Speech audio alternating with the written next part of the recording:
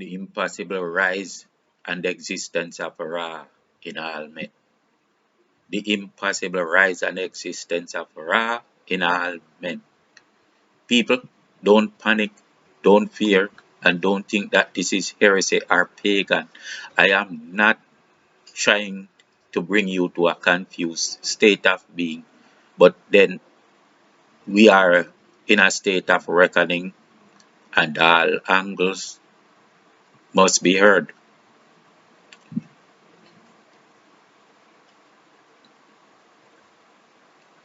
All right. All of what I'm going to say is simple science that I will try to explain.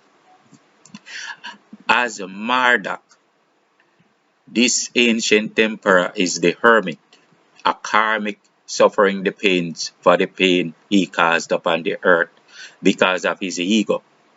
If you embrace this side of the individual, conquering and to conquer with greed and avarice, you will pay at some point. In this hermit mode, many of the children of these gods upon the earth, even to this day, observe and feel the emotions of and learn lessons by them. These messages were purposely imprinted to the human DNA by diverse rituals. As Amun Ra, this emperor is the Hierophant, he who learned his wisdom, who found light from the darkness, and has taken it for an eternity to repay the victim's goodness for the evil he perpetrated.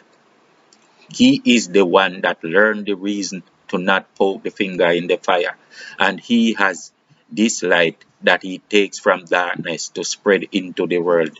He is a God-like being, and he is as the light that shows through the crystal, known by many names from many perspectives as different bearers of truth, but all from the sun, that one light comes each individual light, bearing each individual truth that in the end will merge into that one, the one, Jesus, the Son of Man, Amun Ra, the light, the sun, every Christ of God. When the great gods from external planes ruled upon earth, science was not as limited or confused as this day. They understood life in a holistic or metaphysical way.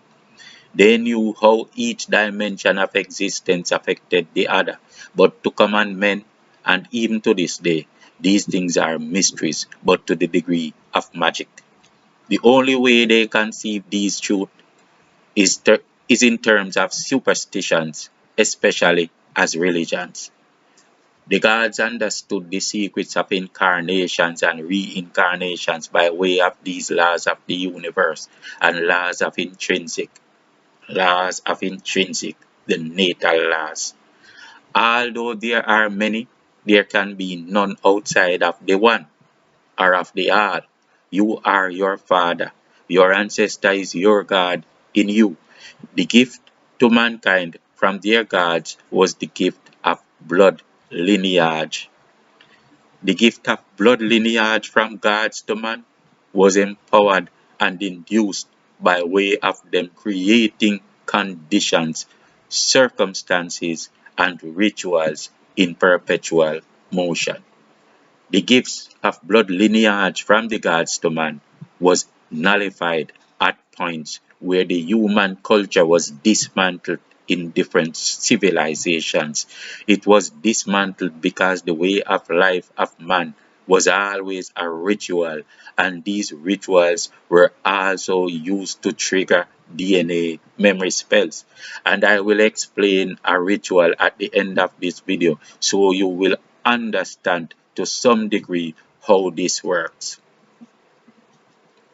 When the spirits are invoked into your memories and passions, you will say that you are inspired by God. And this is true. You are inspired by the God that incarnates in you as the ritualized DNA. Sometimes the circumstances trigger these memories and you know and wonder how you know. The gods twisted your DNA in the past, but it was done within the God's own lines. This DNA was given to the uterus of your mother with the twist, as like a vinyl record. Play the needle through the groove and the artist arises in your space. You have the memories, you experience the joys, the wisdom of Amun Ra, and you know the pain and suffering of Marduk in the way of a karmic. There are things he did that you should not repeat as his offspring. As above, so below. In order to make your father better, you must become your father's better child. For he gave you a back to stand on where he had none. Therefore, he has improved his status in you, and so you must also improve it in your children. In order to make God better, you must become God's greater children. In other words, the children of the gods become greater because of the challenges of the gods in the past taught to them. You can reckon on this as you would reckon on evolution. You look through your eyes and see from your perspective, but you cannot fathom that this was the exact vantage point of your ancestors. You simply forgot times when you had this same awareness of this same you. Moreover, you are not aware that the same awareness of this particular you is that of your child. And in many, these are mysteries that are hard to explain, and it is also why we find it hard to fathom the sciences of incarnations and reincarnations. You learn from the mistakes of the past. Past gods should never remain greater. There were higher and more powerful technologies in the past, but the egos of the gods knew no bounds and were not well contained, except at a time in the golden ages. Today, we have a chance to be greater, and they offered it to us. We have every wisdom, every ounce of information in our blood. They made sure to put the blood into us to be the means of our salvation, and they refer to us as their children from thence. Like all living beings, gods have failed in the past, and there were many destructive phases. Even when the wisdom of God's spelling was being used, darker ones came and took that power. Now, look at the world today.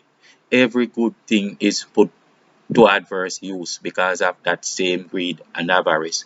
We sit here expecting a perfect God to save us when the gods already gave the faculty of knowing to us, and with all their cautions because of experience across near 3 million years so far of 4 in this age. We fail to see how we are here to save them. They already showed us their faults and their mistakes. We are here to save them, great God's greater children we shall be.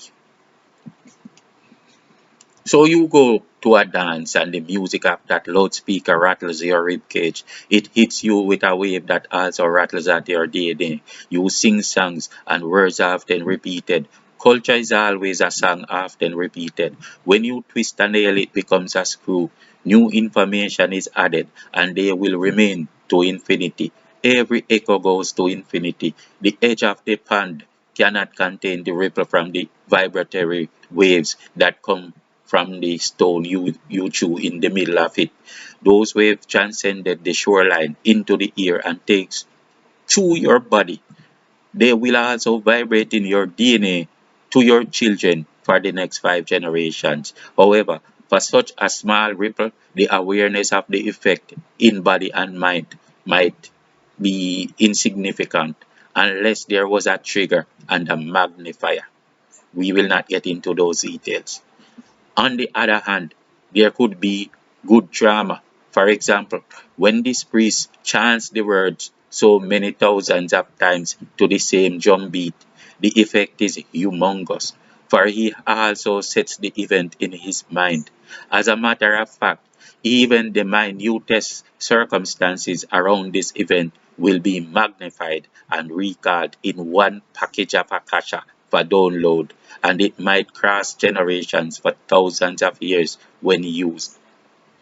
With cosmic words, prefixes, and consonants across perpetual motion, and given a trigger event, either by way of cultural words expected to be repeated for those eons, or by prefixes of words or consonants that are intrinsic to perpetual motion. I will use my own experiences to give you examples of DNA memory downloads. The first spell was made to be triggered at birth. I do not know the rituals that were used, but I know the effect. There is something around the moment of being born that triggered it. So, as I came across the first bridge to forgetfulness, I said, I am, like as to say, I am being. But as I thought about it, seemingly so impossible, I asked, but how? The act of being born was the spirit of familiarity to draw the memory from that ritual. The idea of reckoning on how I am was actually the trigger. As I asked how, I saw a circle. It was fiery, but yet in beautiful colors of purple, and it immediately answered the question and confirmed that this circle of life will answer my every question as long as I lived. I felt the aura of a spirit that was determined to have a say through or in me, but that spirit was also myself. Another experience was before I went to basic school. In fact, I was probably hardly 3 years old. My grandmother used to sing a song before I was born, and I used to hear her voice while she sang it. Always I wanted to come and meet her. One day, after birth, when I was around 3, she came to our house and was playing with me. She showed me a dance and began to sing. Children, where are you going? I'm going down to Egypt, concerning to buy some corn. I loved watching her, but immediately went out of my body. I saw art of women doing the same dance on cave walls. So many arts of these women looking like her doing the same dance, and they were dressed similar to her, many in white as her, but the colors green, gold, and red were predominant.